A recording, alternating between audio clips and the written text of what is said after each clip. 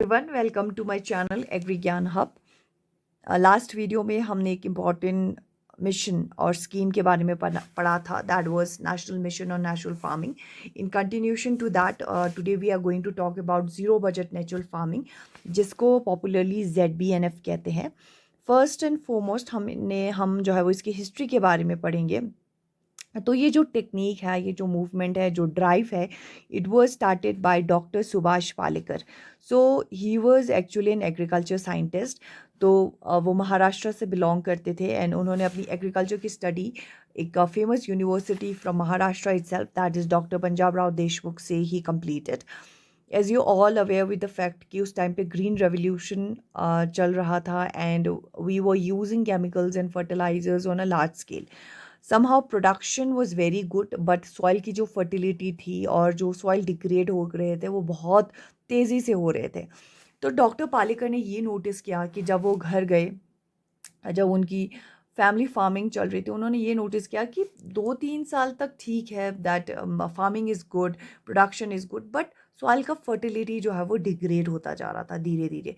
फिर उन्होंने ये नोटिस किया, जो हमारा फॉरेस्ट है, ठीक है, जो फॉरेस्ट सिस्टम है, उसमें ना हम जो है वो कोई भी केमिकल्स यूज़ करते हैं, ना कोई फर्टिलाइजर्स यूज़ करते हैं, बट स्टिल ग्रीनरी थी, ठीक है, फर्टिलिटी थी, अच्छा प्रोडक्शन था।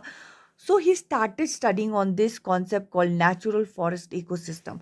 फिर अराउंड 1990s में वो एक कॉन्सेप्ट पे आ गए, that is zero budget natural farming, एक टेक्निक पे आ गए, दैट इज़ ZBNF।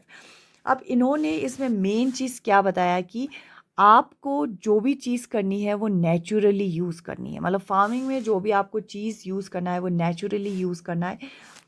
जो आसपास आपको दिखे वो यूज़ करना है, ठीक है, बाहर से आपको कोई चीज़ नहीं लाना है।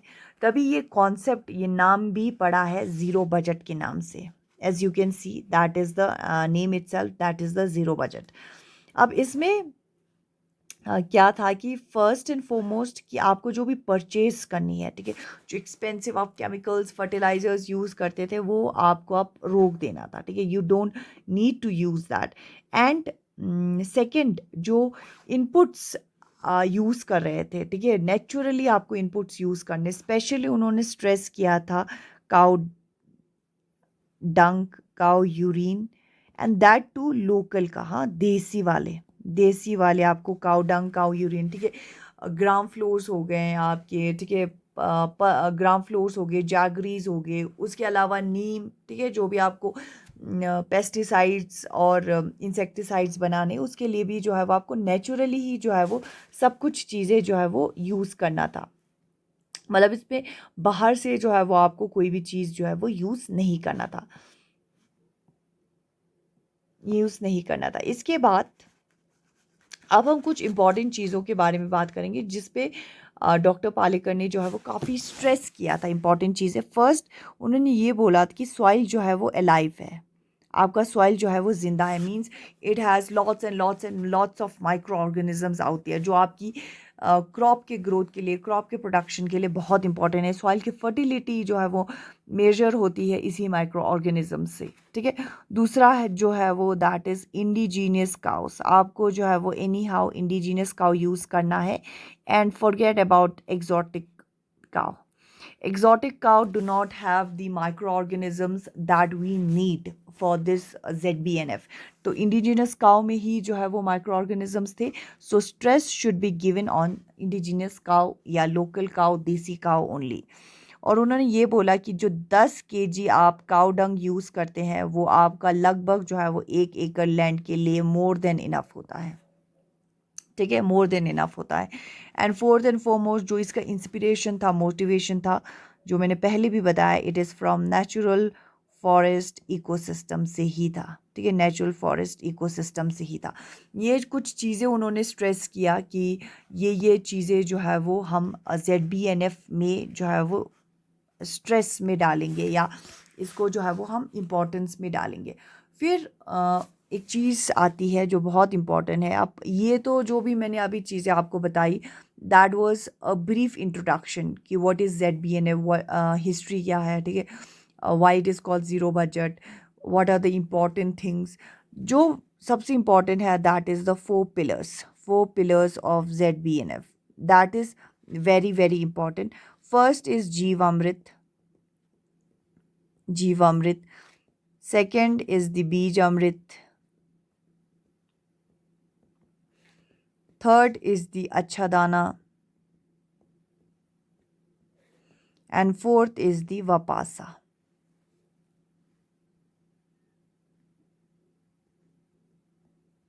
Vapasa. ठीक है. अब ये क्या है? ठीक है. What is this Jeevamrit? What is Bijamrit? ठीक है. जीवामृत से आपको पता ही चल रहा है, जीव मीन्स माइक्रो ऑर्गेनिजम्स. ठीक है, ये तो आपको पता ही चल रहा है. अब इसमें क्या है कि माइक्रो ऑर्गेनिजम्स के पॉपुलेशन को, उनकी प्रोडक्शन को, ठीक है, जो जितने भी है उनको हम जो है वो उसको बढ़ाना है हमें. बीज अमृत में हमें जो है वो सीड को जो है वो ट्रीट करना है. ट्रीट भी क्या करेंगे? सीड ट्रीटमेंट करेंगे हम, नेचुरली ट्रीट करेंगे.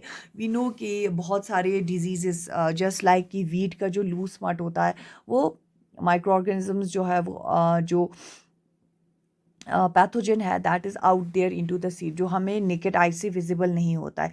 तो उसमें आपको सीड की ट्रीटमेंट जो है वो बहुत ज़रूरी होती है. तो वो भी हम नेचुरली ही करेंगे. आपने बहुत बार देखा भी होगा जो हम मार्केट से सीड्स लाते हैं that is usually coated with pink colour या ग्रीन कलर होता है. That is the coating treatment होती है. ठीक है, तो हम सीड की ट्रीटमेंट करेंगे.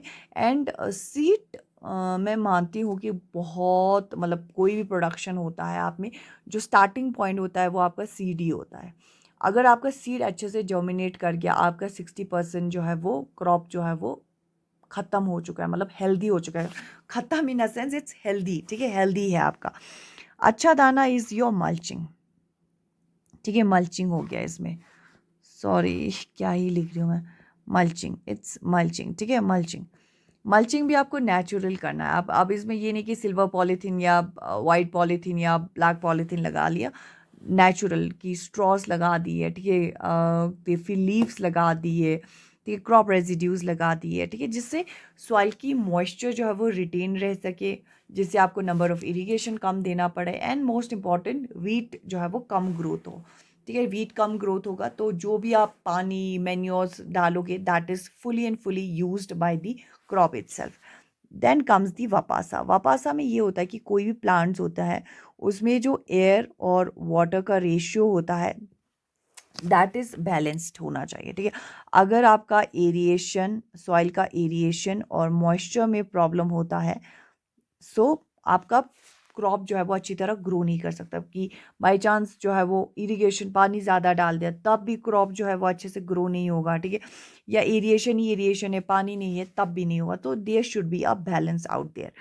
एंड ये हो गया आपका 4 पिलर्स. ठीक है, ZBNF के 4 पिलर्स जो बहुत बहुत बहुत इम्पॉर्टेंट है. पूरा ZBNF इसी पे आई थिंक फाउंडेशन मैं कह सकती हूँ ZBNF का यही है कि व्हाट इज़ एक्चुअली कि ZBNF को हम डिफ़ाइन कर सकते हैं. ठीक है, मतलब हाथ पैर कह सकते हैं ना, वो यही है ZBNF का. एक चीज़ मैं भूल गई कि जो डॉक्टर पालेकर थे, because the work he was doing and still doing, अभी भी वो नेचुरल फार्मिंग को इतना प्रमोट करते हैं, स्टिल ही इज़ डूइंग. तो उनको 2016 में पद्मश्री, ठीक है, पद्मश्री अवार्ड से जो है वो नवाजा गया था. He receive that award for his contribution to farming. तो ये हो गया पूरा आपका ZBNF. अब नेक्स्ट वीडियो में I am going to talk about the procedure कि जीवामृत एक्चुअली में करते कैसे हैं, बीज अमृत करते कैसे हैं. ठीक है, कैसे हम वापासा को मेंटेन करें. ठीक है, अच्छा दाना कैसे करें, उसके बारे में बात करेंगे. आई होप कि ये वीडियो जो है वो यूज़फुल रहा होगा, इन्फॉर्मेटिव रहा होगा. You got to know something about the ZBNF. Thank you so much. Please like, share and subscribe my channel.